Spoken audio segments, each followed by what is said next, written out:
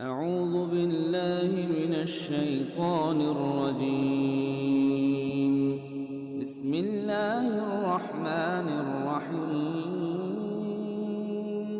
خطبہ حجۃ الوداع اسلام کے دعوتی اسلوب، نظریاتی افکار، اخلاقی تعلیمات، انسانی حقوق اور معاشرتی نظام کا جامع دستور الامر خاتم الانبیاء صلی اللہ علیہ وسلم کے اعلان نبوت کو 23 سال پورے ہونے کو تھے۔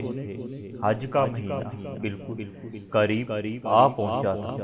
رسول اکرم صلی اللہ علیہ وسلم اپنے 23 سالہ دور رسالت کی ہمہ جہت تعلیمات کا خلاصہ پیش فرمانا چاہ رہے تھے، چنانچہ دین کی جامع ترین عبادت حج کا ارادہ کیا۔ اطراف مکہ میں آپ کی آمد کی اطلاع پہنچی۔ تمام قبیلوں کے سردار اور نمائندگان اپنے اپنے قبائل کے افراد کے ہمراہ اس عظیم اجتماع میں جمع ہونا شروع ہو گئے۔ مسلمانان عرب کے بڑے بڑے قافلے جوک در جوک مکہ المکرمہ جانے لگے۔ 23 ذوالقعدہ 10 ہجری اتوار کے دن آپ صلی اللہ علیہ وسلم نے غسل فرما کر احرام کی چادر اور تہمت باندھا۔ نماز ظہر کی ادائیگی کے بعد مدینہ سے مکہ کی طرف سفر شروع فرمایا۔ ازواج مطہرات بھی آپ صلی اللہ علیہ وسلم کے ہمراہ تھیں۔ مدینہ سے 6 میل کے فاصلے پر ذوالحلیفہ جو مدینہ منورہ کی میقات سے وہاں پہنچ کر شب بھر قیام فرمایا۔ اس کے بعد 2 نفل ادا فرمائے، احرام کی نیت فرمائی اور کسبی اونٹنی پر سوار ہو کر بلند آواز میں تلبیہ پڑھی۔ لبیک اللہم لبیک لا شریک لک لبیک ان الحمد والنعمت لک والملک لا شریک لک لبیک۔ اے اللہ، ہم تیرے سامنے حاضر ہیں۔ اے اللہ، تیرا کوئی شریک نہیں، ہم حاضر ہیں۔ تعریف اور نعمت سب تیری ہی ہے اور سلطنت میں تیرا کوئی شریک ہے۔ سفر جاری رہا۔ مکہ مکرمہ کے قریب وادی فاطمہ میں پہنچ کر غسل فرمایا۔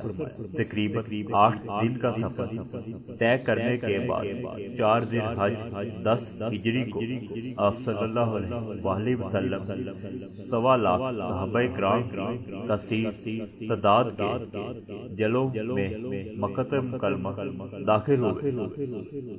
بیت اللہ پر نگاہ پڑی تو فرمایا، اے اللہ، اس گھر کی عزت و شرف کو مزید بالا فرما۔ پھر بیت اللہ کا طواف ادا کیا۔ پہلے 3 چکروں میں رمل خوب کندھا ہلا کر اور اکڑ کر چلنے کو کہتے ہیں کہ 7 اور باقی 4 چکر عام 4 سے پورے فرمائے۔ طواف سے فارغ ہو کر آپ صلی اللہ علیہ وسلم مقام ابراہیم پر تشریف لائے اور آیت تلاوت فرمائی، جس کا ترجمہ ہے اور مقام ابراہیم کو سجدہ گاہ بناؤ۔ اس مقام پر 2 نفل ادا کی۔ پہلی رکعت میں سورۃ الکافرون اور دوسری میں سورۃ اخلاص پڑھی۔ اس کے بعد صفا مروہ پر سعی کے لیے تشریف لے گئے۔ 7 چکر ادا کرنے کے بعد اعلان فرمایا، جن کے پاس قربانی کے جانور ہیں وہ احرام نہ کھولیں اور باقی لوگ حجامت بنوا کر احرام کھول دیں۔ اس موقع پر حضرت علی رضی اللہ عنہ، جنہیں آپ صلی اللہ علیہ وسلم نے یمن سے قربانی کے اونٹ لانے کے لیے بھیجا تھا، وہ 100 اونٹ اور یمن کے حجاج کا قافلہ لے کر تشریف لائے۔ جمعرات 8 ذی الحجہ صبح سورج طلوع ہونے کے بعد آپ صلی اللہ علیہ وآلہ وسلم منی تشریف لے گئے، جہاں ظہر، عصر، مغرب، عشاء اور 9 ذی الحج کی فجر کی نماز ادا فرمائی۔ جمعے کے 9 ذی الحجہ منی سے عرفات کو روانہ ہوا۔ نمرہ میں کمبر کا ایک خیمہ نصب کیا گیا، وہاں قیام فرمایا۔ دوار کے وقت اونٹنی قصبہ پر سوار ہو کر میدان عرفات تشریف لائے اور اونٹنی پر ہی خطبہ ارشاد فرمایا۔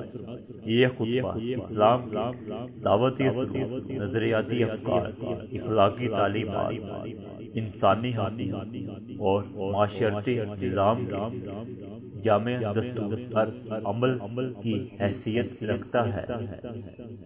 آپ صلی اللہ علیہ وآلہ وسلم اللہ تعالیٰ کی حمد و ثنا کے بعد ارشاد فرمایا، لوگوں میری باتیں سنو، شاید اگلے سال مجھے اور تمہیں ایسی محفل میں اکٹھے ہونے کا موقع نہ ملے۔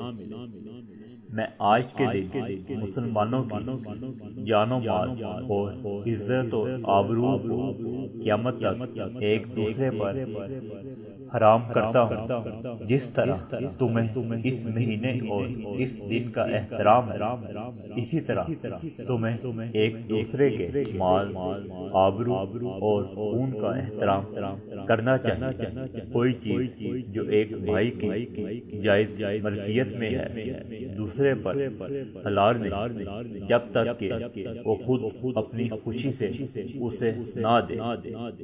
آپ صلی اللہ علیہ وآلہ وسلم قیامت کے دن احتساب کے بارے میں فرمایا، یاد رکھو ایک دن ہم سب کو مر کر خدا تعالیٰ کے حضور میں حاضر ہونا ہے، جہاں ہر ایک سے اس کے اعمال کے بارے میں پوچھا جائے گا۔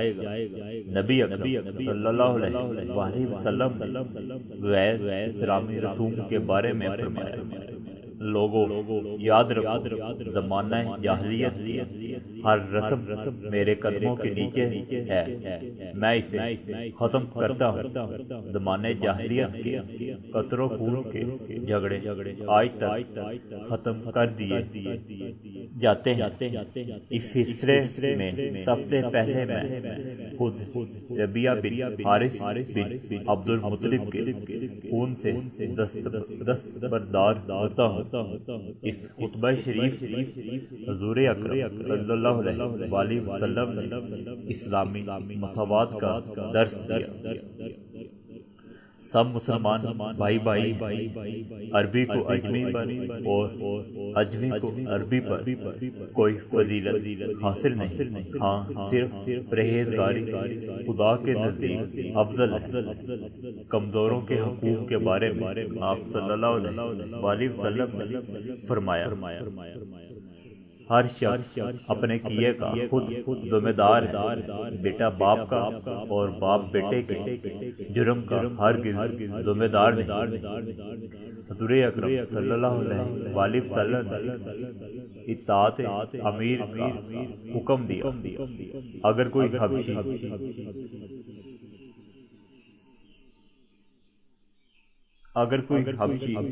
کان کٹا غلام بھی تمہارے امیر ہو اور تم کو خدا کی کتاب کے مطابق لے چلے تو اس کی اطاعت اور فرما برداری کرو۔ حضور اکرم صلی اللہ علیہ وآلہ وسلم نے فرمایا، لوگوں نہ میرے بعد کوئی نبی آئے گا نہ امت پیدا ہوگی۔ خوب سن لو، اپنے رب کی عبادت کرو، 5 وقت نماز پڑھو، رمضان کے روزے رکھو، مال کی زکوٰۃ خوشی ادا کرو، خانہ کعبہ کا حج کرو اور اپنے حاکموں کے فرمانبردار رہو۔ اس کی جزا یہ ہے کہ اپنے پروردگار کی جنت میں داخل ہو جاؤ اور میں تم میں دو چیزیں چھوڑے جا رہا ہوں کہ اگر تم انہیں مضبوطی سے پکڑ لو یہ تو کبھی گمراہ نہ ہوگی، اور وہ ہے کتاب اللہ اور اس کے نبی کی سنت۔ آپ صلی اللہ علیہ وسلم نے ارشاد فرمایا، جو لوگ یہاں موجود ہیں وہ یہ باتیں غیر حاضر لوگوں تک پہنچا دیں۔ ممکن ہے بعض سامعین کے مقابلے میں بعض غیر حاضر لوگ ان باتوں کو زیادہ اچھی طرح یاد رکھیں اور ان کی حفاظت کریں۔ اے لوگ، اللہ تعالیٰ نے میراث میں سے ہر وارث کے لیے ثابت کردہ حصہ مقرر کیا ہے، اور 1/3 مال سے زیادہ وصیت کرنا جائز ہے۔ بچہ اس کا جس کے بستر پر نکاح میں تولد ہوا، اور بدکار کے لیے پتھر جس نے اپنے باپ کی بجائے کسی دوسرے کو باپ قرار دیا، تو ایسے شخص پر اللہ اور فرشتے اور تمام انسانوں کی طرف سے لعنت۔ اس کے لیے قیامت کے دن کوئی حوض یا بدلہ نہ رکھا جائے گا۔ اس خطبہ میں نبی اکرم صلی اللہ علیہ وآلہ وسلم نے 4 قابل احترام مہینوں کا بھی ذکر فرمایا، یعنی ذی القعدہ، ذی الحج، محرم اور رجب۔ آپ صلی اللہ علیہ وآلہ وسلم نے امانت کی ادائیگی کا حکم دیا۔ جس کے قبضے میں کوئی امانت ہے تو اسے اس کے مالک ادا کر دے۔ آپ صلی اللہ علیہ وآلہ وسلم نے سود کو حرام قرار دیا۔ دور جاہلیت کا سود کالعدم کر دیا گیا ہے، البتہ تمہارے لیے اثر پر حق ہوگا۔ نہ تم کسی پر ظلم کرو، نہ تم پر ظلم کیا جائے گا۔ سب سے پہلے میں اپنے چچا عباس بن عبد المطلب کے سودی مطالبات کو کالعدم کرتا ہوں۔ خطبہ کے آخر میں آپ صلی اللہ علیہ وآلہ وسلم نے لوگوں سے پوچھا، کیا میں نے تمہیں اللہ تعالیٰ کا پیغام پہنچا دیا؟ سب نے بیک آواز جواب دیا، آپ نے اپنا حق ادا کر دیا۔ اس پر آپ صلی اللہ علیہ وآلہ وسلم نے اپنی انگلی آسمان کی طرف اٹھائی اور 3 بار کہا، اے خدا تو گواہ رہ، اے خدا تو گواہ رہ، اے خدا تو گواہ رہ۔ آپ صلی اللہ علیہ وآلہ وسلم پیغام کو ربیعہ رضی اللہ عنہ اپنی بلند آواز سے لوگوں تک پہنچا رہے تھے۔ آپ صلی اللہ علیہ وآلہ وسلم خطبہ سے فارغ ہو چکے تو جبرائیل امین اللہ عز و جل کی طرف سے یہ وحی لے کر نازل ہوئی، جس کا ترجمہ ہے، آج میں نے تمہارے لیے دین مکمل کر دیا اور تم پر اپنی نعمت پوری کر دی، اور تمہارے لیے اسلام بحیثیت دین پسند کر لی۔ حضرت عمر رضی اللہ عنہ نے ایک آیت سنی تو رونے لگے۔ اب حضرت عمر رضی اللہ عنہ سمجھ گئے کہ حضور پاک صلی اللہ علیہ وآلہ وسلم اس دنیا سے الوداع ہونے والے ہیں۔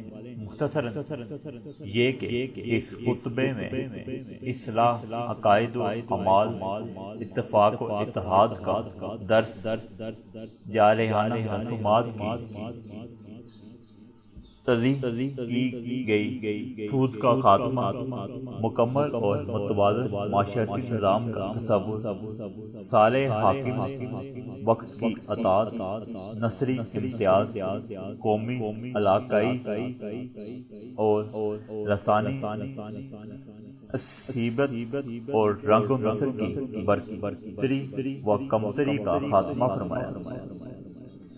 حضور صلی اللہ علیہ وسلم کا یہ خطبہ امت کے لیے وصیت کی حیثیت رکھتا ہے، اس لیے ہمیں چاہیے کہ ہم نبی اکرم صلی اللہ علیہ وسلم کی تعلیمات پر عمل پیرا ہو کر دنیا و آخرت کی ساری کامیابیاں حاصل کرنے کی بھرپور کوشش کریں۔ خطبے سے فارغ ہو کر حضرت بلال رضی اللہ عنہ اذان کا حکم دیا، پھر ظہر اور عصر کی نماز ایک ساتھ ادا فرمائی، پھر موقف میں تشریف لائے اور دیر تک قبلہ کھڑے ہو کر دعا میں مصروف رہے۔ جب سورج ڈوبنے لگا چلنے کی تیاری فرمائی، اسامہ بن زید کو اونٹ پر پیچھے بٹھایا، مزدلفہ پہنچ کر مغرب اور عشاء کی نماز ادا فرمائی۔ رات آرام فرمانے کے بعد صبح نماز پڑھ کر سورج طلوع ہونے سے پہلے منی واپس تشریف لائے۔ اس وقت فضل بن عباس رضی اللہ عنہ اونٹنی پر پیچھے بیٹھے تھے۔ وادی مہر میں ابن عباس رضی اللہ عنہ حکم دیا کہ مجھے کینکریاں چن دے۔ جمری عقبی کی رمی سے فارغ ہو میدان منی تشریف لائے۔ سیدنا بلال رضی اللہ عنہ آپ کی اونٹنی کی مہار پکڑے ہوئے تھے۔ آپ صلی اللہ علیہ وسلم 100 اونٹوں کی قربانی کی۔ 63 اونٹ آپ صلی اللہ علیہ وسلم اپنے دستے مبارک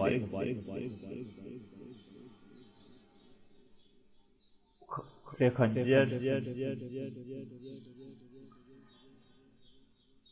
دستے مبارک سے نہر اونٹ کے ذبح کا مخصوص طریقہ یہ، جبکہ 37 سیدنا حضرت علی رضی اللہ عنہ نے